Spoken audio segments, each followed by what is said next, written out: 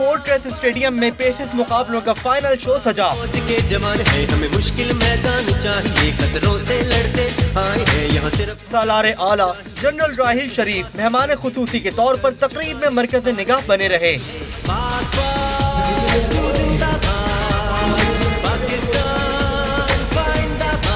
Fitness के जदीद मयारात को अपनाने वाले 79 नौजवानों ने मुसल्लह दुश्मन को सेकंडों में तोड़ डाला।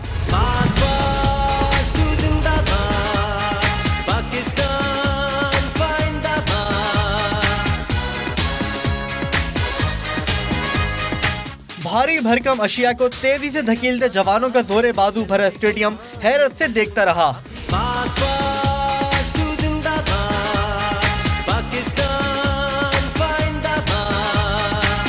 जवानों ने दिफाई पोजीशंस लेने और आगे बढ़कर हमला करने का शानदार मुजाहरा किया।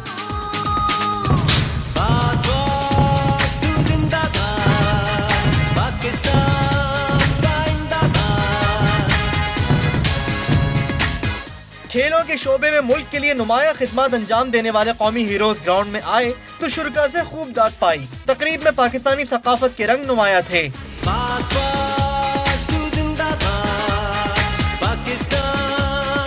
ढोलचियों ने अपनी परफॉर्मेंस से आर्मी चीफ को मुतवज्जा कर लिया। गुलकार अली जफर और राहत फतेह अली खान ने अपनी परफॉर्मेंस से तो मेला ही लूट लिया।